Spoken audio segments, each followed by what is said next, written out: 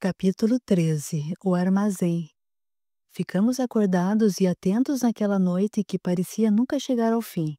Graças a Deus, a manhã chegou e ainda escuro partimos. A menina Diana estava vigilante, pois pressentira que partiríamos e de longe nos acenou com um belo sorriso nos lábios. Pude sentir que ela estava triste com a nossa partida, mas, ao mesmo tempo, estava feliz por ter vivido conosco momentos de encantos e alegrias. Ela guardaria para sempre em seu coração, jovem e cheio de amor, as lembranças vividas junto ao nosso povo.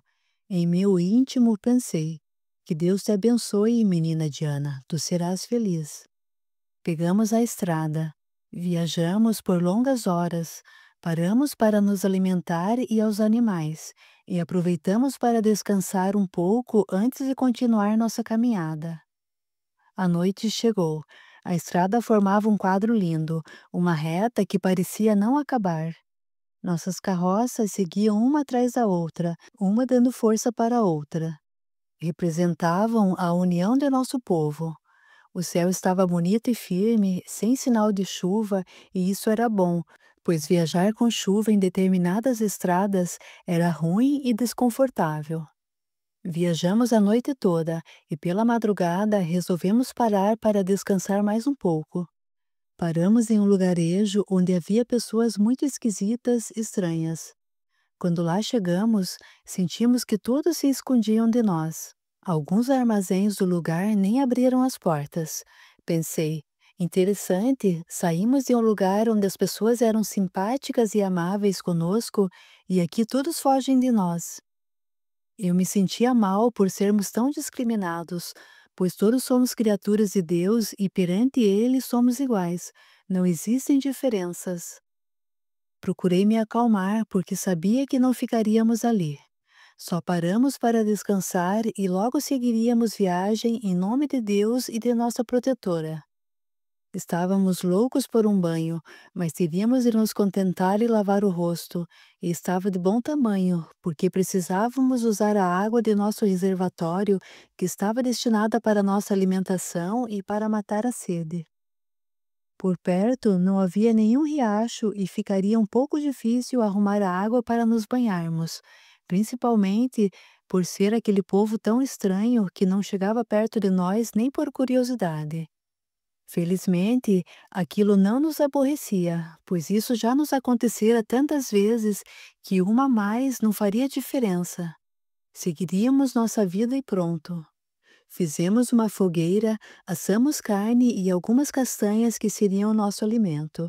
Tomamos um bom vinho e nos descontraímos um pouco com as canções de Caio e com as ciganas dançando.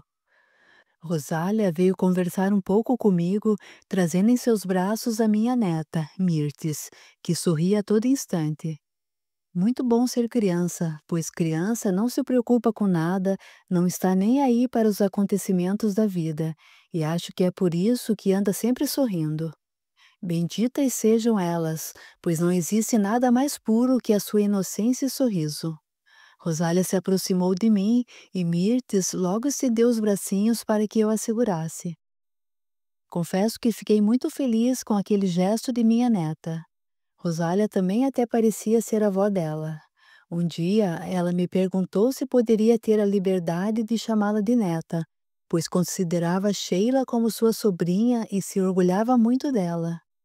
Deixei, mas confesso que tinha uma pontinha de ciúmes. Ela era tão carinhosa com Mirtes que seria injustiça se eu lhe negasse o direito de avó. Afinal, ter duas avós seria o ideal. Caio havia perdido seus pais em um acidente com uma de nossas carroças que despencara em um abismo. Nunca mais os vimos, pois não foi possível resgatar os corpos, o precipício era muito grande e profundo. Caio ainda era pequeno e não sofrera muito. Ele ficou sob os cuidados de Rosália e todos sempre cuidavam das crianças. Na tarde do acidente, Rosália pedira aos pais de Caio para ele viajar em sua carroça. Se, naquele dia fatídico, ela não estivesse com ele em sua carroça, provavelmente Caio também teria morrido. Mas o destino existe e a intuição também. Ele hoje está vivo entre nós porque assim Deus quis. Rosália foi apenas o instrumento para salvar aquela criança, que cresceu, virou um belo rapaz e hoje nos dá alegria e satisfação. Acho até que Rosália tem mesmo o direito de ser avó de Mirtes. Afinal, ela era quase mãe de Caio e eu não poderia tirar-lhe a felicidade de dividirmos nossa neta, um pouquinho para cada uma. Ficamos naquele lugar por algum tempo e ninguém nos visitou. Teríamos seguido logo viagem se, ao nos prepararmos para partir, não tivéssemos percebido um problema sério nas rodas do grande carroção. E agora, o pessoal daquele lugar vivia fugindo de nós. Os armazéns, as vendas, todos fechados, ninguém para nos atender. Como fazer? É, disse Caio. Vamos bater as portas desses estabelecimentos até que alguém nos atenda, porque não poderemos continuar nossa viagem com o grande carroção desse jeito. As rodas estão presas. Precisamos lubrificá-las e arrumar o que está quebrado. Vamos lá, Jeremias. Vamos desmurrar aquele armazém até que nos venham atender. Os dois lá se foram. Ficamos de longe a observá-los gritando e socando com os punhos as enormes portas de madeira. De repente surgiu um homem alto, branco, com algumas manchas nas mãos, saindo de um dos lados do armazém que estava fechado. Veio atender Caio e Jeremias, dizendo: O que querem conosco? Deixem-nos em paz, não nos perturbem, por favor. Ele já ia se retirando quando Caio falou. Senhor, não viemos roubar nem pedir nada. Viemos comprar óleo para lubrificar as rodas de nossas carroças que estão presas, e uma peça que fica no grande carroção e que está gasta pelo tempo. Não poderemos seguir viagem desse jeito. Por favor, ajude-nos. Não somos criaturas de confusão. Muito pelo contrário, somos da paz, da alegria, do amor, da união e trazemos em nossa bagagem somente a felicidade. Mesmo sabendo que somos os andarilhos das estradas, tenha certeza de que somos felizes e honestos. O senhor não precisa ficar nervoso nem preocupado. Temos moedas para pagar o que comprarmos e o bastante para termos o que quisermos e que for necessário para nosso povo. Mesmo assim, o homem disse: Por favor, retirem-se da porta de meu armazém e não voltem nunca mais. Caio respondeu: Olhe, só vamos nos retirar daqui depois que o senhor nos atender. Caso contrário, vamos perturbá-lo e a todos que o cercam. Por favor, senhor, atenda-nos. O homem olhou firme nos olhos de Caio e de Jeremias e disse: Está bem, mas saibam que tenho armas, e se for preciso, eu as usarei. Caio, notando que o homem tinha bom coração e que só estava com medo, respondeu com um tom meio debochado: Muito bem, senhor. Estamos iguais, pois eu também tenho armas. Veja em minha cintura 2 punhais que, se preciso, sujo de sangue, desde que seja para defender os meus. Tenho essa linda garrucha que me deram para lutar em defesa de meu povo. Estamos todos armados, portanto, fiquemos tranquilos, sem preocupação. Estamos preparados para lutar. Fez-se silêncio entre ambos e Caio voltou a dizer: Então, vai nos atender ou teremos que insistir mais uma vez? O homem os olhou de cima a baixo e depois de alguns instantes falou: Espero que, depois de atendê-los, se afastem de nossas terras. Caio, inclinando-se para o homem, respondeu: Perfeitamente, meu senhor, perfeitamente.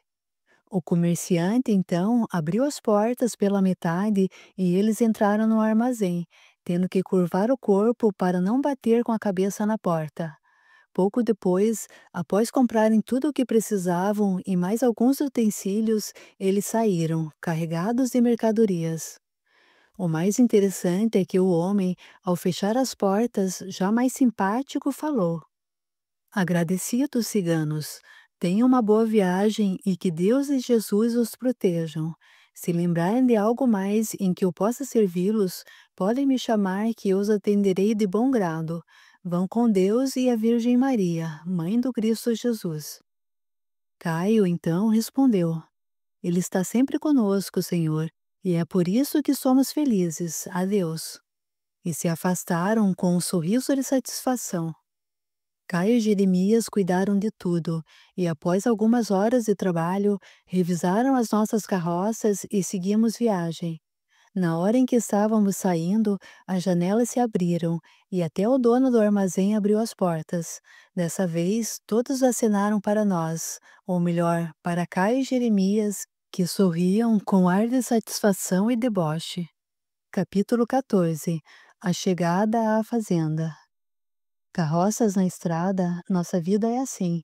Não nos prendemos a nenhum lugar. Somos livres, não temos morada certa.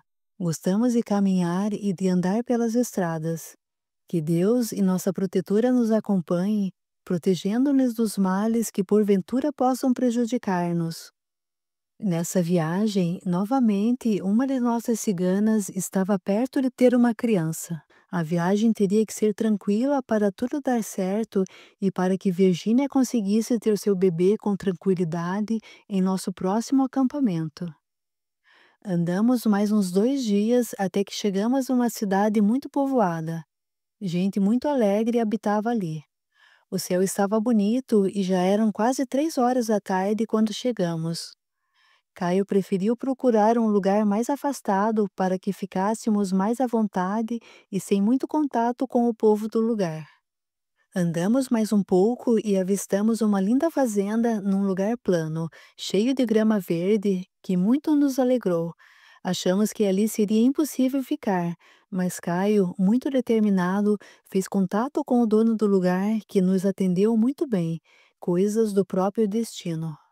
Ele, o dono da fazenda, contou que fora criado por ciganos e que, após seu casamento, resolveu deixar a vida nômade, passando a morar com sua esposa na fazenda, onde vivia há 18 anos. Tinham lindos filhos, Daiane e Daniel, duas lindas e simpáticas crianças de 12 e 15 anos. Os donos da fazenda, senhor Afonso e senhora Leonora, nos receberam muito bem. Pela conversa com Caio, eles perceberam que éramos muito educados e que queríamos apenas um lugar tranquilo onde pudéssemos descansar, ficar um pouco até levantarmos acampamento novamente. O senhor Afonso era muito simpático e logo perguntou se teríamos festa logo à noite. Ele estava com saudades de seu povo, pois se considerava meio cigano. Disse-nos ainda que esse foi o presente mais importante que Deus poderia ter dado a ele e à sua família. Com voz firme e forte, gritou: Sejam bem-vindos, sejam felizes e que Deus os proteja nesse lugar que para mim é muito iluminado. Aqui é o meu céu, o meu mundo, e pode ser tudo isso para vocês também. Podem ficar à vontade. Temos vacas leiteiras, porcos e muita caça, sem falar que um rio que corre um pouco distante daqui e que está cheio de peixes, prontos para serem fisgados e assados para comermos juntos. E, apontando para um lado, avisou: Daquele lado há uma mina, que poderão usar para suas necessidades. Fiquem à vontade e sejam bem-vindos, pois se hoje sou o que sou, agradeço primeiro a Deus, a nossa protetora, e depois ao povo cigano que me criou e me fez crescer forte e de bom coração. Considero-me um verdadeiro cigano como qualquer um de vocês. Tudo isso é meu, mas, quando eu me for dessa vida, garanto a vocês que nada levarei. Portanto, acampem e sejam felizes, sem data de partida. Se precisarem de alguma coisa, é só pedir que aqui eu estarei para atendê-los. Com licença, fiquem à vontade e que o nosso grande Deus e nossa protetora protejam a todos nesse nosso reencontro. E assim o senhor Afonso se afastou, deixando-nos bem à vontade e felizes. Todos nos pusemos a trabalhar e pouco depois já estávamos com nossas barracas de pesadas lonas armadas. Estávamos bem, porém muito cansados. A noite chegou e resolvemos nos recolher logo após o jantar, procurando o caminho de um bom sono. O dia raiou, trazendo um lindo sol acompanhado do cantar de vários pássaros. Em poucos instantes, estávamos tomando o sol da manhã, que nos fazia muito bem. Virgínia entrou em trabalho de parto. Eu e Rosália cuidamos dela e foi tudo muito bem. Nasceu um belo menino para quem pedimos a Deus uma boa sorte. Fui logo batizado e recebi o nome de Juan. A tarde se fez e recebemos a visita do senhor Afonso, acompanhado de sua esposa, muito simpática.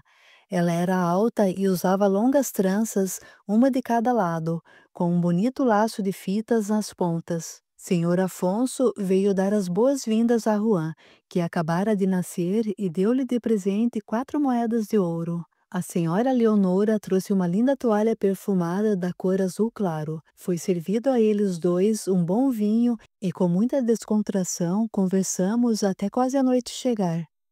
Ele nos deixou bastante satisfeitos quando falou que ali iríamos ganhar muito dinheiro, pois no centro da cidade muitos ciganos costumavam, quando lá acampavam, dançar na praça pública e todos compareciam para apreciar as danças.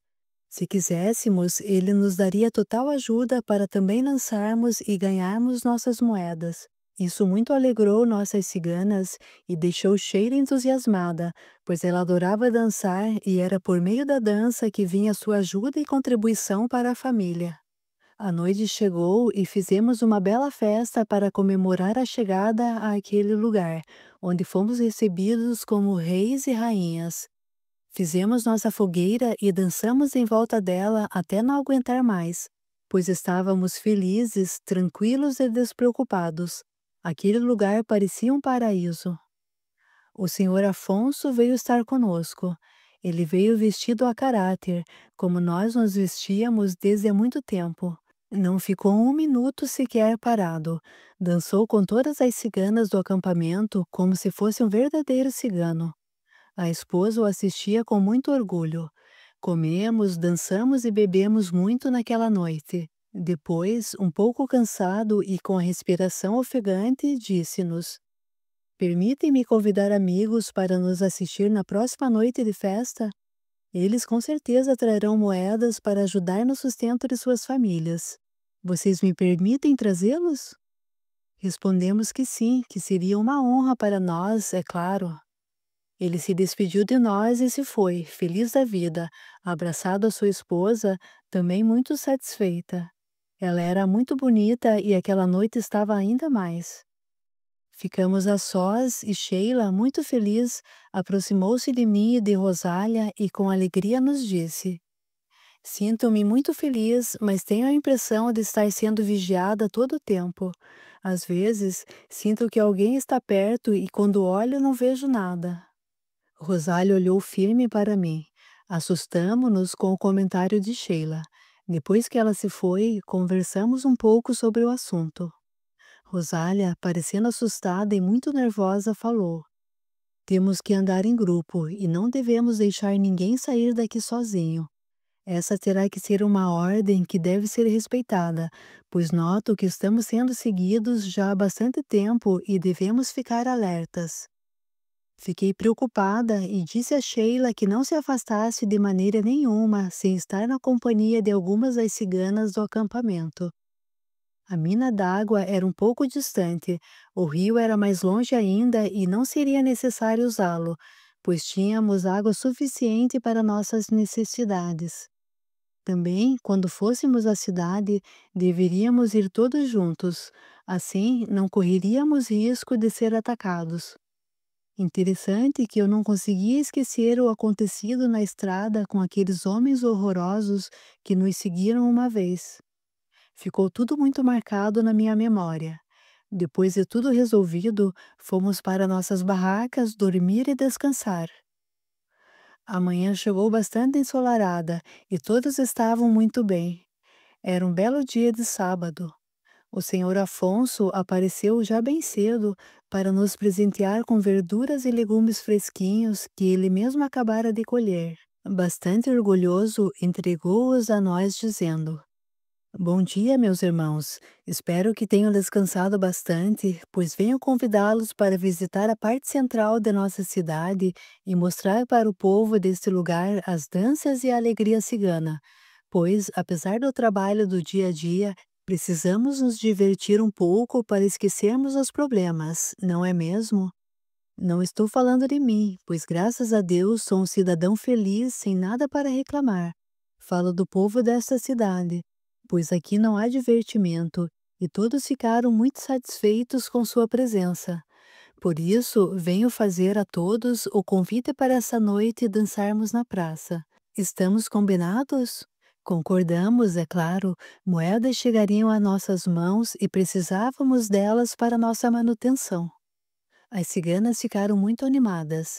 Dançaríamos em praça pública? Novidade, nem todo lugar é assim tão aberto.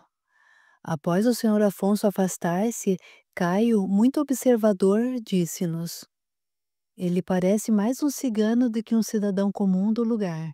Sinto-me como se fosse irmão dele. Tem um coração muito grande e é muito amável. E o vi falando com um dos seus empregados e acariciando um dos seus filhos. Ele fala com seus subordinados como se estivesse conversando com um grande amigo. Todos os seus servidores trabalham com satisfação e cantando. Ele trata muito bem a todos e por isso deve ser muito feliz. Acho que quem espalha amor só colhe amor e que Deus o abençoe. Esperemos que a tarde chegue para irmos então trabalhar à noite para ganhar moedas para nosso sustento e conforto. Que todos estejam muito bem alinhados. Fomos até a mina para lavar nossos utensílios e nossas roupas, e aproveitamos para pegar um pouco de água que levamos para nosso acampamento.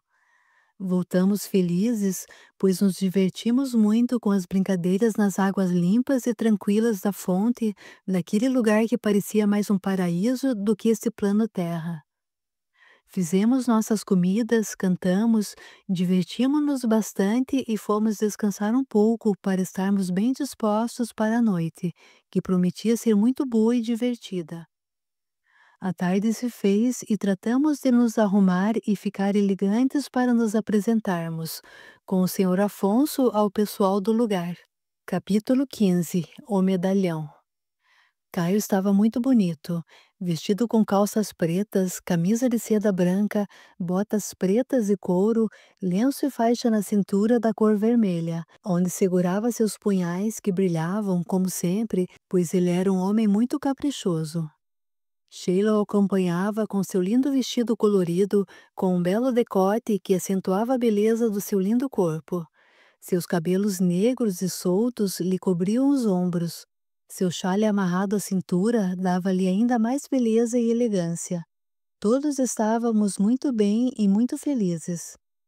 Fomos até a praça da cidade, acompanhados pelo senhor Afonso, sua esposa e seus filhos. Ele estava muito orgulhoso de nossa gente. Contara para todos o lugar que éramos seus parentes. Pelo seu sorriso, podíamos constatar a sua satisfação de estar conosco. Por esse gesto de carinho com o nosso povo, eu estava cada vez mais encantada com a grande personalidade daquele senhor que nos tratou como se fosse mesmo um grande e maravilhoso irmão cigano. Ele era como nossa Sheila, o sangue não corria nas veias, mas sustentava o coração, fazendo-os viver como verdadeiros ciganos. Depois de tudo organizado, avisamos o senhor Afonso, que prontamente se apresentou a nós e o acompanhamos. Foi lindo. Ele nos disse que teríamos uma grande e bela surpresa e por isso eu estava ficando curiosa.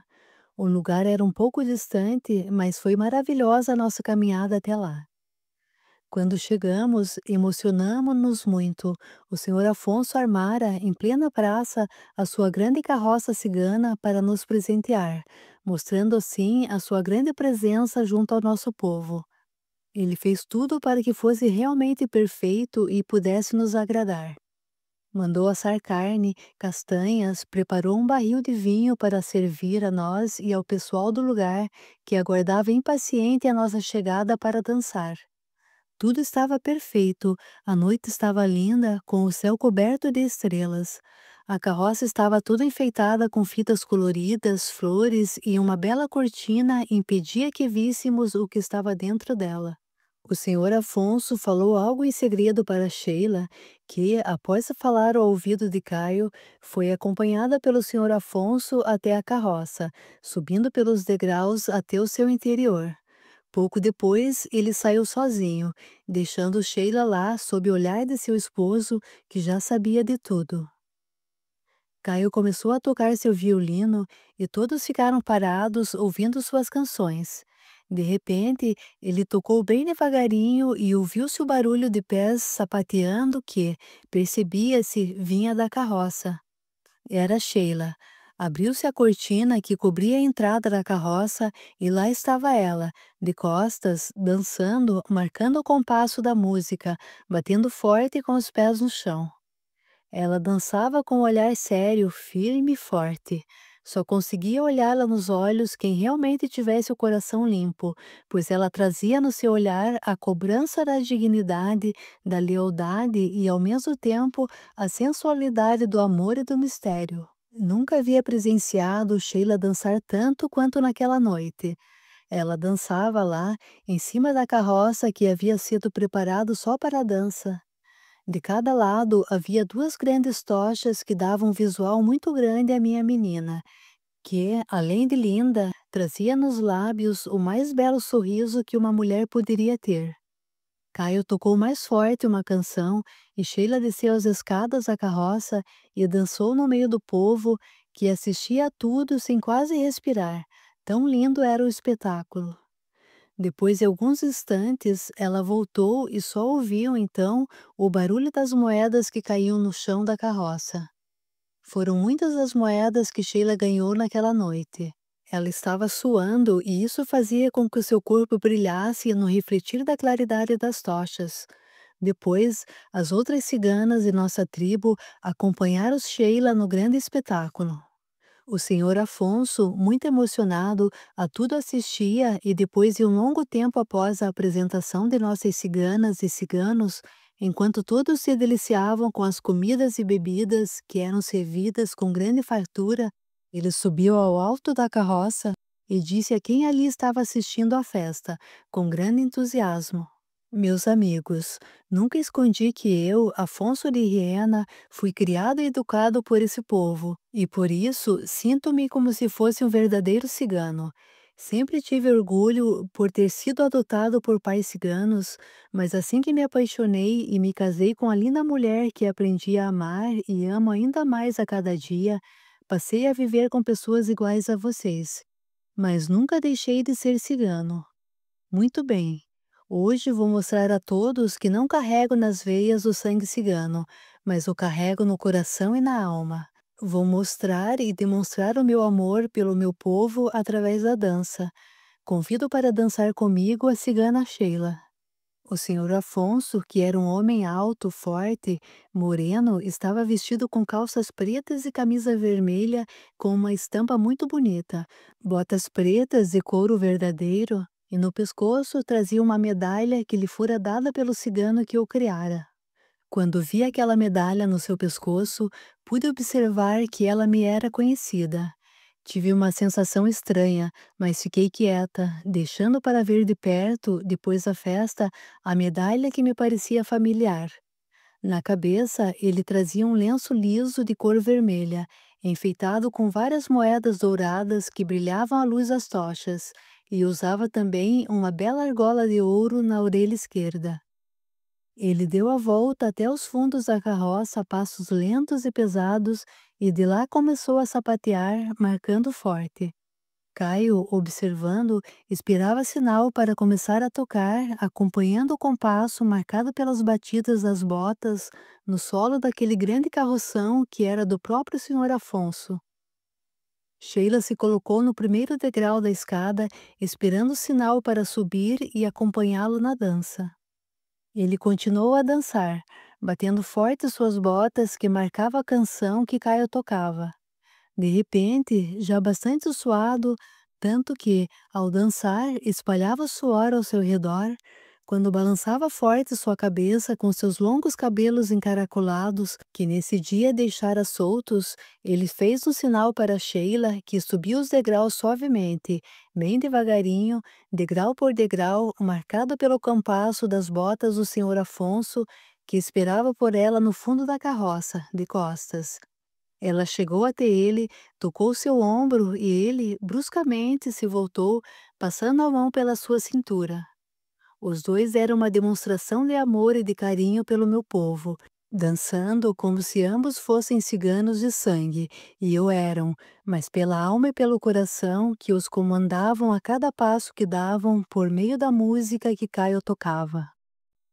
Tudo foi lindo demais e nunca esqueceremos esse lugar e que ficamos acampados por longo tempo, talvez o maior de toda a minha vida.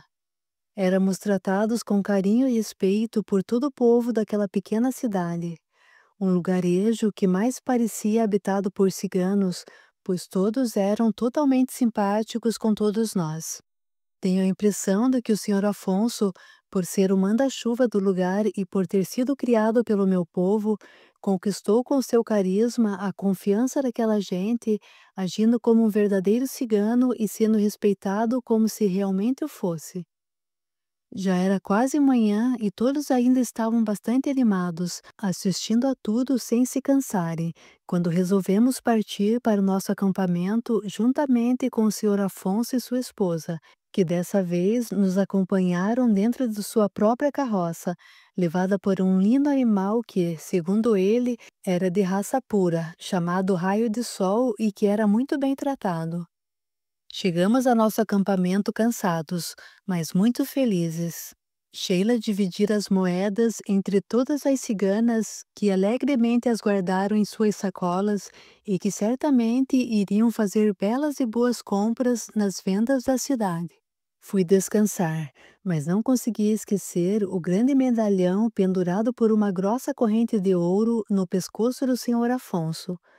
Prometi a mim mesma que assim que acordasse e tivesse uma oportunidade, iria conversar com ele para verificar se realmente o que estava pensando era verdade.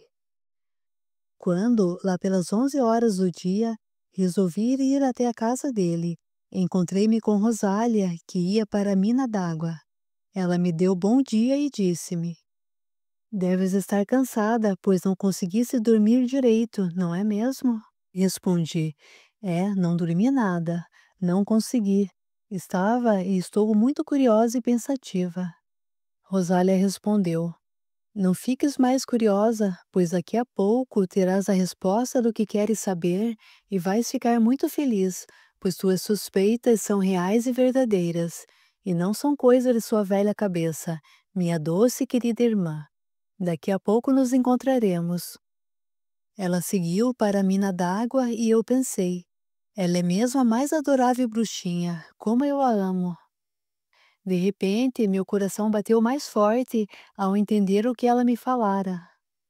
Bati palmas no portão da casa do senhor Afonso e ele mesmo veio me atender com muita satisfação, dizendo: "Mas que bela surpresa! Como é bom recebê-la, senhora." Ele então, ajudando-me a entrar em sua casa, gritou o nome de sua esposa e disse: "Olhe só, querida, quem veio nos visitar?" A esposa dele, muito simpática, deu-me um longo e apertado abraço.